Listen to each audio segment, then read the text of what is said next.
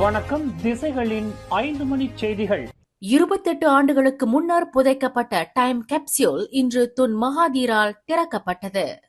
28 ஆண்டுகளுக்கு முன்பு தான் புதைத்து வைத்த 2020 தொலைநோக்கு திட்ட டைம் கேப்சியூலை இன்று கோலாலம்பூர் கோபுரத்தில் நடைபெற்ற சிறப்பு விழாவில் திறந்து பார்த்தபோது நிகழ்ச்சியும் நன்றியும் தெரிவித்தார்.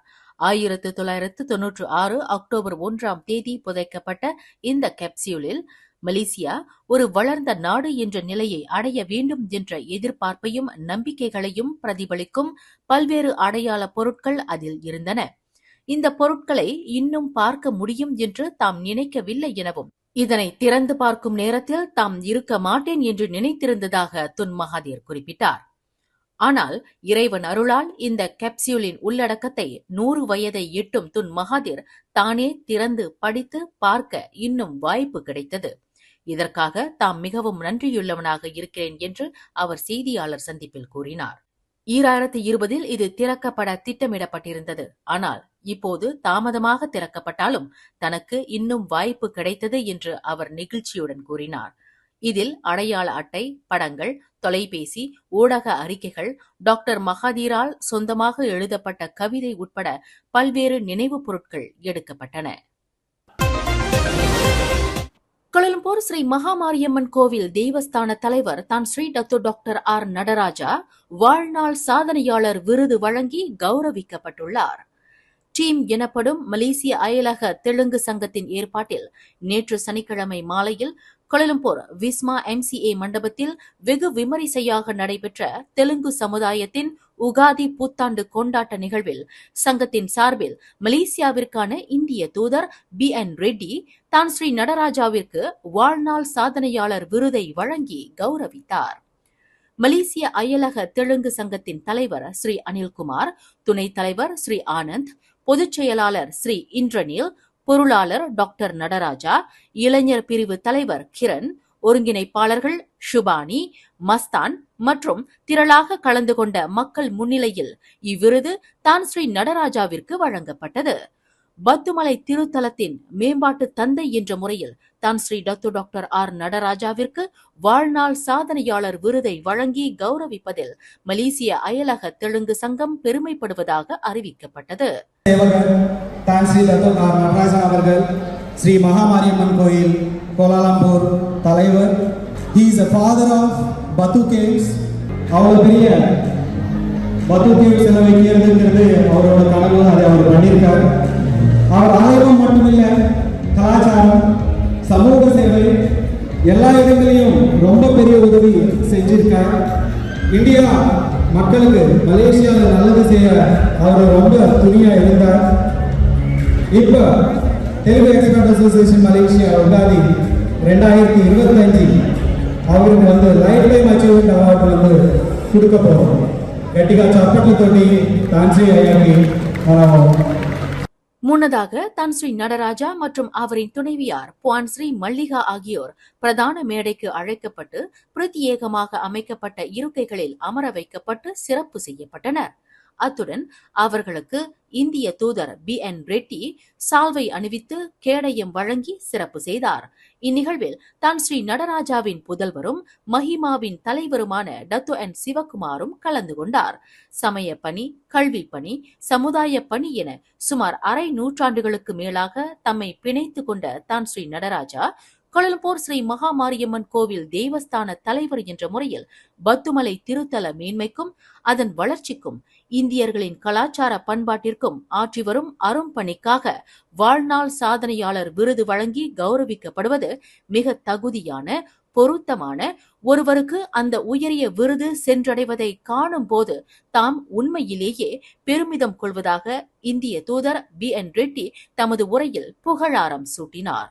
அதேவேளையில் மலேசியாவில் வசிக்கும் தெலுங்கு பேசும் வெளிநாட்டினருக்கான ஒரு பிரத்யேக தளமாக விளங்கும் மலேசிய அயலக தெலுங்கு சங்கம் புலம்பெயர்ந்த தெலுங்கு சமுதாயத்தை சேர்ந்தவர்களை ஒன்றிணைப்பது, அவர்களின் வளமான கலாச்சார பாரம்பரியத்தை பாதுகாப்பது மற்றும் சக சமூக உறுப்பினர்களுக்கு ஆதரவை வழங்குவது ஆகிய நோக்கங்களை முன்னிறுத்தி அளப்பரிய சேவையாற்றி வருவது மிகவும் பாராட்டக்கூடியதாகும் என்று BN ரெட்டி தமது உரையில் குறிப்பிட்டார். ஆடல், பாடல், அறுசுவை விருந்து, உபசரிப்பு என மிக கோலாகலமாக நடைபெற்ற இந்த உகாதி புத்தாண்டு கொண்டாட்ட நிகழ்வுக்கு சிறப்பு சேர்க்கும் வகையில் பிரபல தெலுங்கு பாடகி மங்கிலி மற்றும் பிரபல தொலைக்காட்சி அறிவிப்பாளர் சுமந்த் ஆகியோர் கலந்து கொண்டு மெருகூட்டினர்.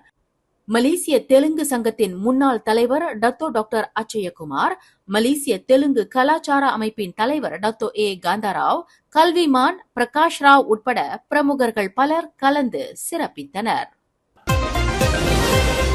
பேரா ஆயிர்குனியிலும் பிற பகுதிகளிலும் இணைய இணைப்பு மோசமாக இருப்பதாக வந்த புகார்கள் குறித்து இன்று மாலை 5 மணிக்குள் பதிலளிக்க வேண்டும் என்று அனைத்து தொலைத்தொடர்பு நிறுவனங்களுக்கும் அமைச்சர் டத்தோ ஃபமி ஃபட்சேல் உத்தரவிட்டுள்ளார். பதிலளிக்க தவறினால் மலேசிய தகவல் தொடர்பு பல்லுலக ஆணையம் நடவடிக்கை எடுக்கும் என்றும் அவர் எச்சரித்துள்ளார். கட்டணம் வசூலிப்பதில் அவர்கள் மிகவும் வேகமாக இருக்கிறார்கள். ஆனால் பயனர்கள் புகார் அளித்தால் மாதக்கணக்கில் தீர்வு காண்பதில்லை. நான் போதுமான பொறுமை காத்துவிட்டேன். இன்று மாலை 5 மணிக்குள் தீர்வு இல்லை என்றால் நாளை MCMC நடவடிக்கை எடுக்கும் என்று அயிர்குனிங்கில் நடைபெற்ற மக்களுடனான சந்திப்பு நிகழ்ச்சியில் செய்தியாளர்களிடம் அவர் கூறினார். இணைய இணைப்பு குறித்த அரசாங்கத்தின் கொள்கை தெளிவாக உள்ளது என்றும் எங்கு சாலை உள்ளதோ அங்கு இணையம் இருக்க வேண்டும்.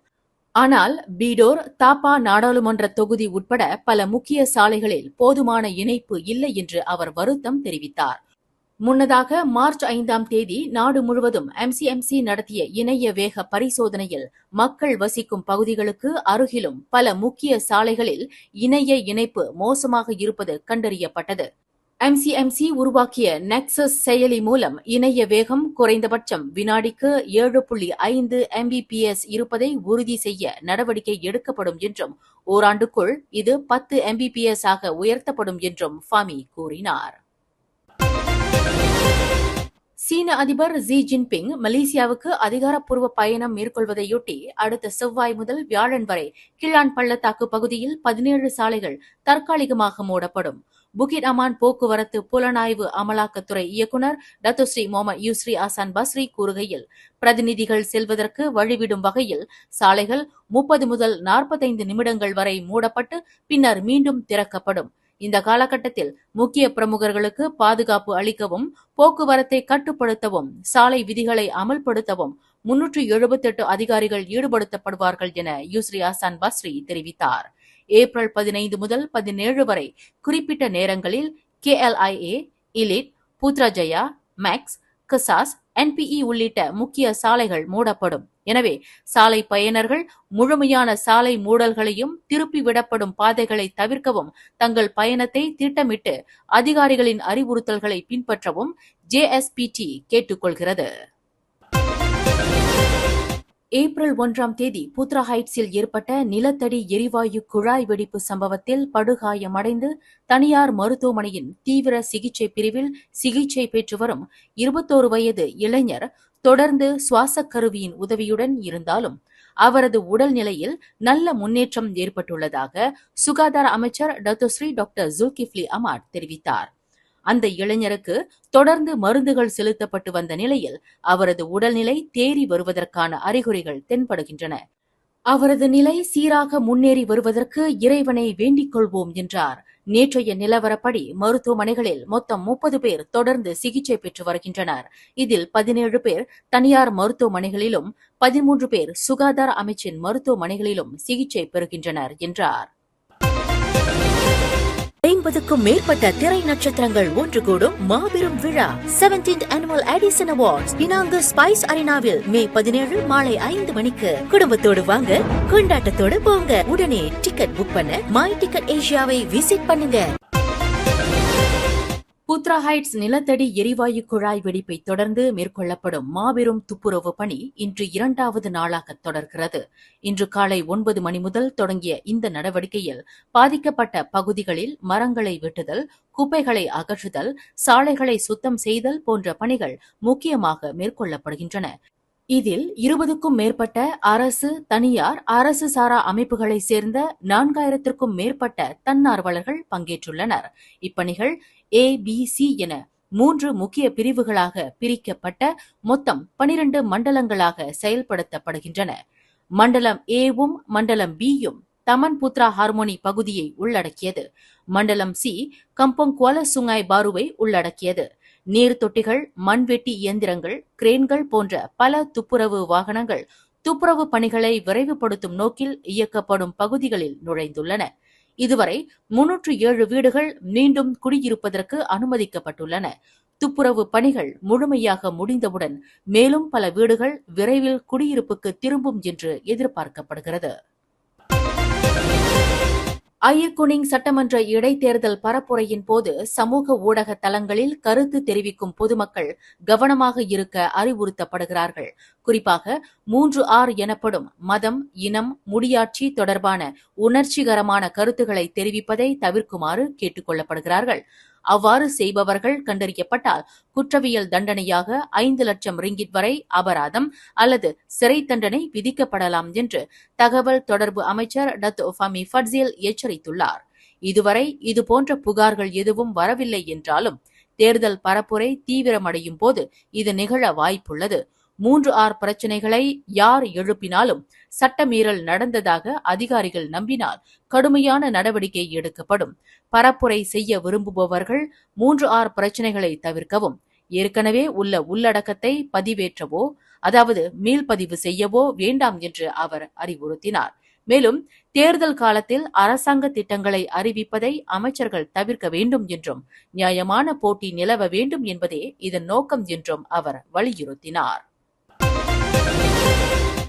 மருத்துவமனையில் இரட்டை குழந்தைகள் காணாமல் போனதாக கூறப்படும் குற்றச்சாட்டை தொடர்ந்து சுகாதார அமைச்சு தனது அனைத்து சுகாதார நிலையங்களிலும் பாதுகாப்பு குறித்து ஒருபோதும் சமரசம் செய்து கொள்ளாது. பாதுகாப்பு நடைமுறைகளை மீறி மருத்துவமனையில் இரட்டை குழந்தைகள் காணாமல் போனதாக கூறப்படும் சம்பவம் தொடர்பாக மருத்துவமனைகளில் பாதுகாப்பு கட்டுப்பாடுகள் குறித்த நிலையான செயல்பாட்டு நடைமுறைகளை மேம்படுத்தியுள்ளதாக அமைச்சர் டத்தோஸ்ரீ டாக்டர் ஜுல்கிஃப்லி அமார் தெரிவித்தார். பாதுகாப்பு கட்டுப்பாட்டு நடைமுறைகளை நாங்கள் தொடர்ந்து மேம்படுத்துவோம்.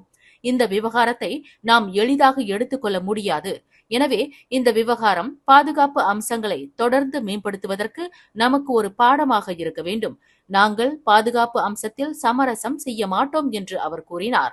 போலியான மருத்துவர் போல் நடித்து இரட்டை குழந்தைகளை ஒருவர் கடத்தி சென்றதாக ஒரு பெண் குற்றம் சாட்டியதை அடுத்து டாக்டர் ஜுல்கிஃப்லி இவ்வாறு கருத்து தெரிவித்தார். நேற்று கொலலிப்பீஸ் மருத்துவமனை நிர்வாகம் போலியான மருத்துவர் ஒருவர் மருத்துவமனையில் 9 மாதங்களாக சிகிச்சை பெற்று வந்த இரட்டை குழந்தைகளை கடத்தி சென்றதாக கூறப்படும் குற்றச்சாட்டு தொடர்பாக காவல்துறையில் புகார் அளித்தது. பஹாங் மாநில சுகாதாரத்துறை வெளியிட்ட அறிக்கையில் விசாரணையின் முடிவில் அந்த மருத்துவமனையின் குழந்தைகள் வார்டில் 9 மாதங்களாக இரட்டை குழந்தைகள் சிகிச்சை பெற்றதாக எந்த பதிவும் இல்லை என்று தெரிவிக்கப்பட்டுள்ளது. தலைநகரில் உரிமம் இல்லாமல் ஜலான் லோபோபுடு, ஜலான் துன் தான் சியூசேன் மட்டும் இல்லாமல் புட்டாலிங் சுற்றுப்புறங்களில் வியாபாரம் செய்யும் வெளிநாட்டு வாசிகளுக்கு எதிராக கோலாலம்பூர் மாநகர் மன்றம் சிறப்பு நடவடிக்கை மேற்கொண்டதன் மூலம் சட்டத்திற்கு புறம்பான வணிக நடவடிக்கைகளை ஒழிப்பதற்கான தனது உறுதிப்பாட்டை தொடர்கிறது. DBKL அமலாக்க பிரிவினரால் மேற்கொள்ளப்பட்ட இந்த நடவடிக்கை 2016ஆம் ஆண்டுக்கான வியாபாரிகள் உரிமம் துணை சட்டத்தை மீறும் வணிகர்களை இலக்காக கொண்டது. இந்த நடவடிக்கையின் விளைவாக உரிமம் இல்லாமல் வணிகம் செய்த வெளிநாட்டு வணிகர்களுக்கு எதிராக 7 பறிமுதல் நடவடிக்கைகள் மேற்கொள்ளப்பட்டன. பறிமுதல் செய்யப்பட்ட அனைத்து பொருட்களும் கோலாலம்பூர் தமான் மிஹார்ஜா சராஸ் ஜலான் லோம்போங்கில் உள்ள பறிமுதல் கிடங்கிற்கு கொண்டு செல்லப்பட்டன என்று DBKL தனது சமூக ஊடக பக்கத்தில் தெரிவித்துள்ளது. அடையாளம் காணப்பட்ட முக்கிய இடங்களில் இதுபோன்ற அமலாக்க நடவடிக்கைகள் தொடர்ந்து மேற்கொள்ளப்படும் என்றும் DBKL வலியுறுத்தியுள்ளது. நேற்று நடந்த PKR கட்சியின் கோம்பா தொகுதி நிலையிலான தேர்தலில் ஸ்லாங்கோர் மாநில முதல்வர் அமீருடின் ஷாரி போட்டியின்றி வெற்றி பெற்றார். எனினும் அவரது அரசியல் செயலாளர் ரஹீம் அமன் கஸ்டி துணைத் தலைவர் பதவியில் 36 வாக்குகள் வித்தியாசத்தில் தோல்வியடைந்தார். ரஃபீசி ரம்லி பண்டான் தொகுதி தலைவர் பதவியை தக்க வைத்தார். அம்பாங்கில் அல்டிமேட் என்று அழைக்கப்படும் ஷைட் அமட் அப்துல் ரஹ்மான் அல் ஹடாட் வெற்றி பெற்றார். காப்பாரில் அப்துல்லா சானி அப்துல் ஹமீடும், கோலஸ்லாங்கூரில் தீபனும் தலைவர் பதவியை இழந்தனர். கொத்தராஜாவில் செந்தோசா சட்டமன்ற உறுப்பினரான குணராஜா வெற்றி பெற்றார். பெட்டாலிங்ஜயா தொகுதி தலைவராக அதன் நாடாளுமன்ற உறுப்பினரான லீ சியான் சுங் வெற்றி பெற்றார். மேலும் செய்திகளை தெரிந்து கொள்ள கீழே இருக்கும் பெல் பட்டனை அழுத்துங்கள். உங்கள் மகிழ்ச்சியை வெளிப்படுத்த லைக் மற்றும் ஷேர் செய்யுங்கள். தொடர்ந்து திசைகளோடு இணைந்திருக்க சப்ஸ்கிரைப் செய்யுங்கள்.